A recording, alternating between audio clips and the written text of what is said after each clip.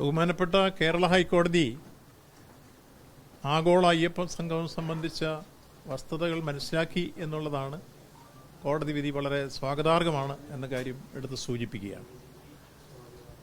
ഞങ്ങൾ ബഹുമാനപ്പെട്ട കോടതി പറഞ്ഞ പോലെ തന്നെയാണ് ഇപ്പോൾ ഇതെല്ലാം പ്ലാൻ ചെയ്തിട്ടുള്ളത്.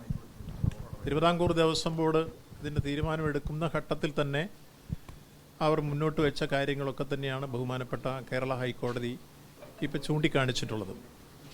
കൃത്യമായി ഒരു പെർമനൻ്റ് ഏതെങ്കിലും തരത്തിലുള്ള കൺസ്ട്രക്ഷൻ അവിടെ നടക്കുന്നില്ല.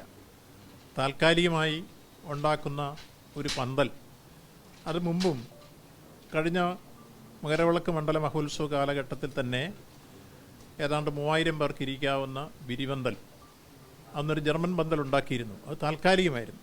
അതേപോലൊരു താൽക്കാലിക ജർമ്മൻ പന്തൽ തന്നെയാണ് ഇപ്പോഴും 3000 പേർക്ക് ഇരിക്കാവുന്ന തരത്തിൽ ഉണ്ടാക്കുന്നത്. മുമ്പ് ഉണ്ടാക്കിയത് അതിന് സമയം കഴിഞ്ഞപ്പോൾ അത് പൊളിച്ചു മാറ്റുകയും ചെയ്തു. അപ്പോൾ ഒരു പെർമനൻ്റ് കൺസ്ട്രക്ഷൻ ഇല്ല എന്നുള്ളത് ബഹുമാനപ്പെട്ട കോടതി നിർദ്ദേശിച്ചതുപോലെ തന്നെ ആ തരത്തിലാണ് പ്ലാൻ ചെയ്തിട്ടുള്ളത്. രണ്ടാമത്തെ കാര്യം, അവിടെ നിലവിൽ വരുന്ന തീർത്ഥാടകർക്ക് ഒരു ബുദ്ധിമുട്ടും ഉണ്ടാവാത്ത തരത്തിലായിരിക്കും ഇത് സംഘടിപ്പിക്കുക എന്ന് നേരത്തെ തന്നെ ബോർഡ് തീരുമാനിച്ചിരുന്നു, സ്വാഗത സംഘവും തീരുമാനിച്ചിരുന്നു. അതുപോലെ തന്നെയാണ് ബഹുമാനപ്പെട്ട കോടതി ആ കാര്യത്തിൽ ചൂണ്ടിക്കാണിച്ചിട്ടുള്ളത്.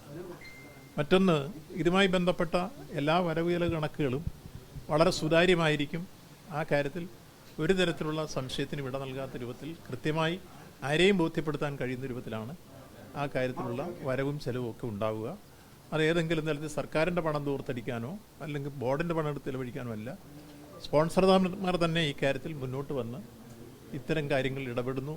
അത് കൃത്യമായി എത്രയാണ് അതിൻ്റെ വരവെന്നും എങ്ങനെയാണ് ചിലവെന്നുള്ളതും കൃത്യമായി കോടതിയെയും ജനങ്ങളെയും ബോധ്യപ്പെടുത്താൻ കഴിയുന്ന രൂപത്തിലാണ് ആ കാര്യങ്ങൾ. അപ്പോൾ എല്ലാ അർത്ഥത്തിലും സുതാര്യമാണ് ആഗോള അയ്യപ്പ സംഗമം.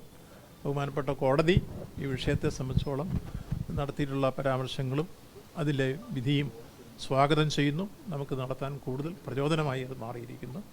പൊതുവിൽ വിശ്വാസി സമൂഹത്തിൻ്റെ താല്പര്യങ്ങൾ സംരക്ഷിച്ചുകൊണ്ട് തന്നെ ഭാവിയിൽ ഒരു ആഗോള തീർത്ഥാടന കേന്ദ്രമാക്കി ശബരിമലയെ മാറ്റിത്തീർക്കുക എന്ന കാഴ്ചപ്പാടാണ് ഈ കാര്യത്തിൽ ദേവസ്വം ബോർഡിനും അതേപോലെ തന്നെ അതിന് സഹായിക്കുന്ന ഗവൺമെൻറ്റിനും ഉള്ളത്. ആ രൂപത്തിൽ തന്നെ ഈ കാര്യങ്ങൾ ഭംഗിയായി വിജയകരമായി ചിട്ടയായി നടത്താൻ കഴിയും.